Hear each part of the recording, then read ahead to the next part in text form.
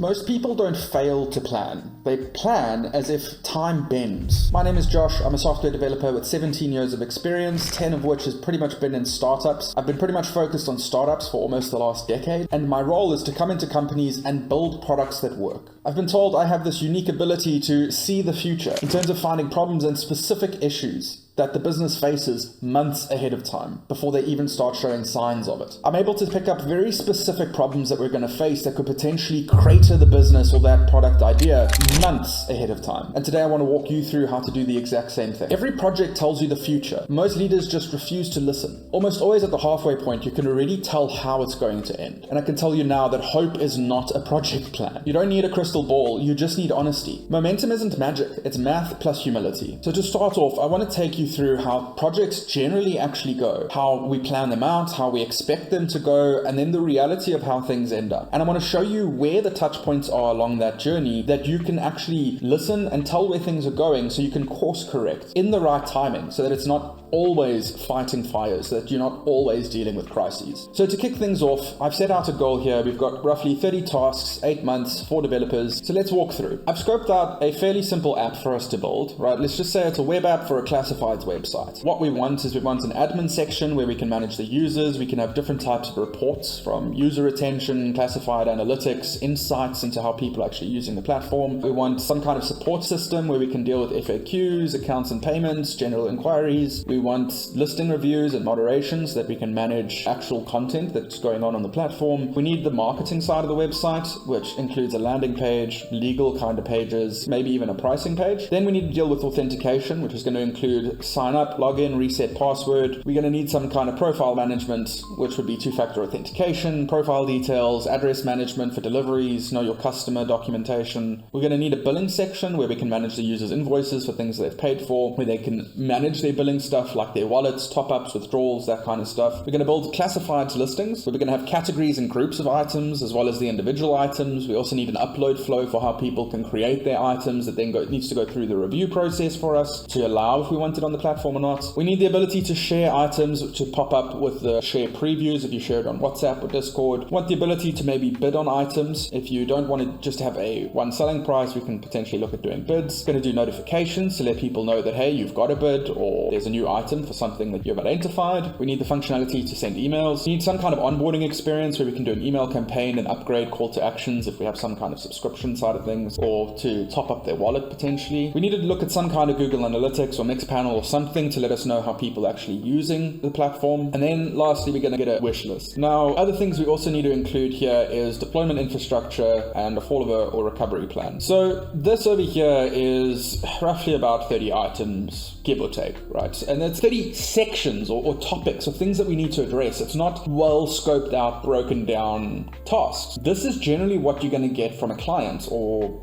from the product team. What you need to do is then take this down and go and understand what each of these items actually does or means. User management, what we say CRUD here, stands for create, read, update, and delete. This allows you to view all your users, search and filter users, be able to go and edit some of their details or block a user. Like, there's a lot of functionality that we need to cater for there. There's a lot of time and attention that's actually taken. What about the roles and permissions around it? What about maybe you want to send a link to the user for them to verify for you to do a certain action or update certain information? What if a user is requested to delete their profile and you need to do that manually and you come in and delete all the stuff? You want to make sure that it's valid people that can do that and not a malicious actor or someone acting against the company's interests. So if we break down what the goal is, let's say we've got about 30 tasks. With that list, 30 give or take, right? We're going to split it over 8 months, where this does seem like a long period of time, I know, and 4 developers to get this done. This should be done way before this time period, but regardless, let's say that there's only the expectation we're going to deliver 26 things, right? We're going to split up the 30 tasks over 2 periods, the first half of 4 months and the second half of 4 months, and we are expecting here in this list that we're going to drop 2 items out of what we pick up in the first half, and we're going to drop 2 items in the second half. So if we look at stuff that we could potentially look at dropping, the user management, we could look at getting getting in later. The classifieds, analytics, or insight reports we could look at getting later. The accounts and payment support tickets, so we could just kind of do general inquiries for now, and FAQs we could leave out for now. Maybe we leave out KYC, know your customer, for now. We could probably leave out billing for now. So there's a few things that we could launch and build as a second iteration to get it out shortly after. So it's okay. As long as we can stay on this path of 26 expected items delivered, we're pretty good. So now let's look at the start of the project. We set out our plan, and we see here on paper, everything fits. Right. We have individual contributors. We've got our 4 developers. We have our 15 tasks for this half of the project, and we've stacked things up nicely, right? So there's a little bit of gaps in between. There's some time for each person to kind of have a bit of a break. We've also gone and allocated, if you look at some of the tasks that are across 2 of the contributors, we've spent time for people to pair program together and work on things together. So this looks good. But in reality, time doesn't stack, right? So we're expecting, as I said, for 2 tasks not to go according to plan.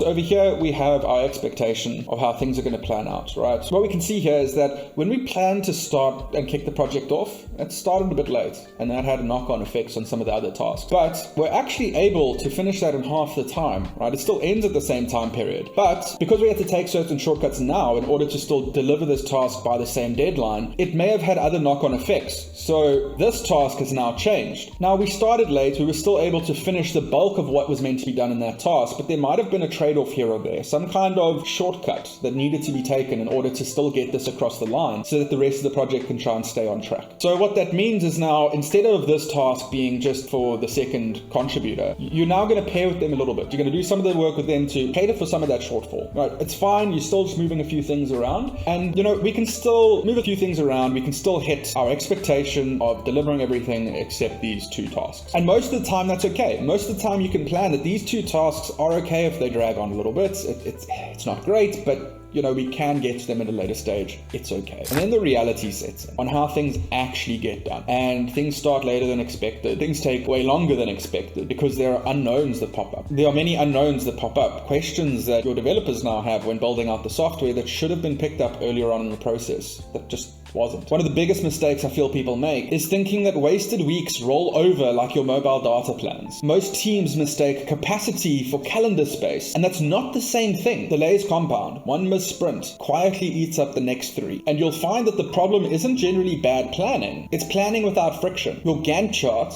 which is what this kind of looks like, your Gantt chart is a wish list. Reality is more like a burn down rate. Reality is more like a burn down chart. Now, okay, the first half of the project didn't go according to plan. It's really not great, but we now have our halfway checkpoint where we're meeting together, the team's coming together, what's going on, how can we course correct, what do we need to do to change to make sure we deliver, make sure we still get this project over the line, because that's the most important thing at the end of the day, that we deliver. Now, remember I said that going into the first half, we were expecting to drop 2 tasks from the first half and 2 tasks from the second half, which means we're missing just over 10% of the features that we originally set out to build. And right now, going into the second half, we haven't quite gotten through everything we've planned to. In fact, we've only gotten through half of what we've planned to get through by this stage. And what that means is going into our second half of the project, we are still expecting to miss out on 2 tasks in the next half, right? Originally the 4 tasks missing. But now we're actually missing 8 tasks from the first half of the project, where we were only expecting to miss 2. So now we're going into the second half of the project expecting to miss out on 10 of the features. So we're going into the second half expecting to under-deliver the project by 30%, not 10. This is when alarm bells should start be raising of something is definitely not on track.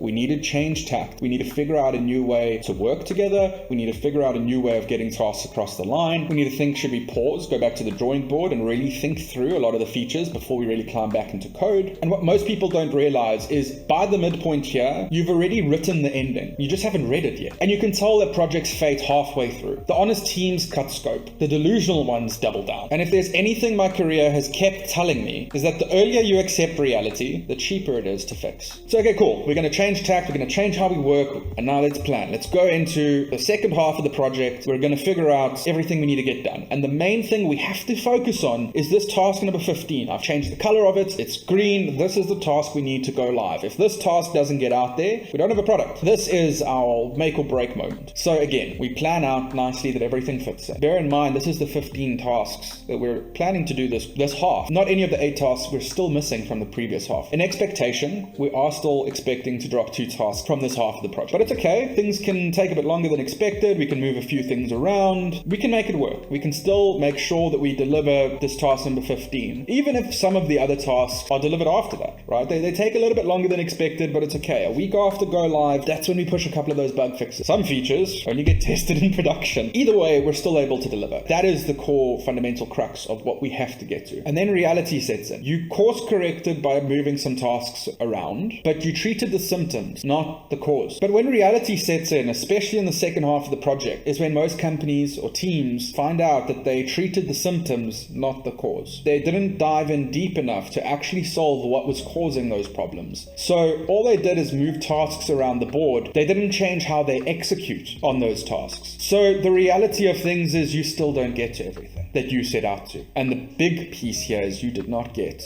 to that task number 15. And okay, maybe you buy some time with your investors, maybe you are able to float another month and get it across the line, but the reality of things is after 8 months of work, paying 4 full-time developers to get this stuff done, this half, even after changing tact, you did less than the previous half. In the previous half, we completed 7 items, and I don't know if you noticed, but in this half, we did better. We did more this half than we did in the previous half. In the previous half of the project, we delivered 7 items and we missed out on 8. In this half of the project, we've delivered 8 of the items. We haven't delivered on 7 of them. And the worst part is you haven't delivered on task number 15, the task to go live. So you've now spent 8 months with 4 developers trying to get through all the tasks, and you're literally halfway. You have delivered 15 of the 30 features you need to. So if we review the goal that we set out, where we had 30 tasks, 8 months, and 4 developers to do it, we were expecting to deliver on 26 tasks. In reality, we only delivered on 15. We only delivered on half of the work. That is how most of the projects go. That's how most things end up in reality. That's part of why most startups die, because they don't focus on the right things. They don't accept reality that they were only able to take on 15 to 20 tasks. If they changed how they worked, they could have probably taken on more. But it's in treating the cause, not the symptom. It's not going and executing on all the tasks quicker and making sure that you have the right processes and frameworks so that that stuff just magically gets done quicker. It's going in and figuring out what the cause that is causing those delays to happen in the first place. And a lot of the time, it comes down to leaders that aren't willing to face reality, to face facts and go, okay, this is uncomfortable, but it's cheaper to fix this now. Okay, this is uncomfortable, this hurts, this is like cutting myself, but it's cheaper to fix this now than to go another 5 months down this path. One thing I've realized is that good leaders don't predict the future. They prevent surprises. They protect their team's time from being spent on the wrong things. They need to set the direction, but they need to let the team execute however the best way to execute is. In startup culture, courage isn't holding the line. It's admitting that something is wrong in the plan and that it needs to change while there is still time to fix it. And generally, ego hides behind certainty. They go, oh, what is the absolute fact for us to go down this path and change tact? But clarity lies in revision. You don't know everything. Everything starts off with an assumption, and you need to find, how do you validate that? How do you make sure that we're actually solving the problem? We're actually tackling something that people need. We're not just building something that we don't know if people need. We all want to build things thinking that this is going to impact user retention or user engagement or conversion or lead generation. But it's still an assumption. You have to see how things pan out in the real world. You still need to go and run experiments and A/B test and really figure out what are the core problems that your customers have so that you can find that right product market fit. And really in startups, if you can't redraw the map mid-journey, you're not leading, you're gambling. So when you come down to your projects, the ability to really see into the future is just tracking cause and effect in real time. It's acknowledging we are all humans, right? We only have so many hours in the day. We only have so much energy to deal with. And most companies come to us and go, at the halfway point, we need to buckle down. You just need to pull extra hours. You need to get this across the line and magically think that things will come together, not realizing that you need to play to people's energies. If they get up that day and they just are not there, they're not in the right mindset to climb into those really difficult long features, you can force them to do it, but that's not going to get it done well. It's not going to be efficient. It's going to have problems and it's going to have longer delays. Rather, give them that time to focus on other tasks, to focus on something that doesn't require as much cognitive load, right? Play to the energy and the strengths. There are times that I get up and I can handle meetings that day, and then I'll think through some problems, I'll work on what I can, but I know that I'm not at my best. I'm not going to go out of my way to work 12, 16, 18 hours that day. I'm going to go out my way to minimize and make sure that I rest and get my energy back. But there are other days that I wake up and I can feel the flow state brewing. I can feel it that I'm ready to go. And I will sit down in the seat and I won't get out of the seat for 20 to 30 hours. I will build in that one session, that one flow state, what would normally take me 1 to 2 weeks. So I play to my energy. I make sure that I try and get enough sleep. I try and eat well, and then I feel better. I go for a walk or do some exercise. I feel better. I then can go and do more work. But if I'm up and I'm not in a good place, there could be something happening at home. There could be something going on with family. Life happens. And if you aren't willing to accept that reality, and you aren't willing to accept that you need to work with your team. Seeing the future is just tracking cause and effect in real time. Leadership is seeing the iceberg before the crew does and turning the ship early, not just yelling at the water. You don't manage by velocity, you manage by adjustment. You need to course correct. My ability to predict the outcome of projects months in advance has purely come down to just going and acknowledging reality, going and looking at where are we right now, what is the big picture of what we're trying to get to or what we're trying to achieve, and what is not being accepted. What's a scene in the light of, oh, it will come together later, or it's a problem we can solve later, versus what are the actual crucial things we need to be focusing on right now, because those are the things that need the attention. If we don't solve those problems, every task after that becomes 2 to 3 times as long. So by taking the time now, as difficult as it may be, to be able to go, pause, let's fix the underlying cause, not just going and patching up the symptoms. And all it has been is acknowledging, where's that point? Are they making the tough call now? Because a month from now, when you're closer to the deadline, you've burned through more money, you still haven't delivered because things are on a specific trajectory, are they going to make the difficult choice at that point in time? If history has told me anything, it's no. The more stressful things become, the more they tend to lock down. The more chaotic the project becomes, the more leadership tends to lock in and double down, because we need to deliver what we set out to deliver. And their attitude is just that, well, the team must fall in line. And only at the end of the day, when you far over budget, far over deadline, when you're faced with reality and have no other way other than to actually just acknowledge it and your hand is forced, that's when everyone says hindsight is 2020. Hindsight is not 2020 when you chose to be blind to the problems. The teams that see the future don't predict it, they measure it. Reality isn't the enemy of ambition, it's the guardrail that gets you there. If you can't be honest about where you are right now, you won't get where you're trying to go to. Seeing the future isn't magic, it's just not lying to yourself. Don't plan for perfect, plan for proof. Plan for something you can measure. This is generally how projects go. Not just tech projects, but projects in general. There are delays. There are problems with implementation. There are problems that arise after the fact that you need to deal with. And you hope that things are flexible enough that you can deal with them at that time, that it doesn't cause further knock-on effects that keep you back. You hear teams saying that they're agile because they have a daily stand-up and they measure the work they do in 2-week sprints at a time. But then they do this and they only deliver half the work over an 8-month period because they weren't actually agile. They didn't course correct when they should have. And most of the time it comes down to protecting ego or emotions because they are too stuck in the sunk cost fallacy. But it's not all doom and gloom. If you're able to actually be honest about where you are, if you're able to plan properly, understand that expectations and reality are different, if you're able to accept that the plan, the expectation, and the reality of things are completely separate outcomes, then there's a chance that you can actually be quite successful at what you're trying to achieve. You're not going to be able to deliver absolutely everything perfectly. You can't make everyone happy all the time. But that 80-20 rule is really important. 80% of the work takes 20% of the time. That other 20% of the work takes 80% of the time. The same for value. 80% of the value can be delivered in 20% of the work. And most people get stuck spending 80% of their time delivering 20% of the value instead of acknowledging they need to play fast and loose. Things are going to change. The plan is going to change. Everyone has a plan until they're hit in the face. And it's up to you if you're going to succeed at that or if you're going to fall into the same trap that almost everyone else does. If you like this video and are interested to see how we go from idea to production, how you actually deliver value and deliver projects into the real world, into users' hands, and leave a comment down below. How is your project going? What are you not paying attention to that you should be? What do you need to course correct? Or are you guys on the right track and you're actually going to deliver it? I'd like to hear from you. Let me know.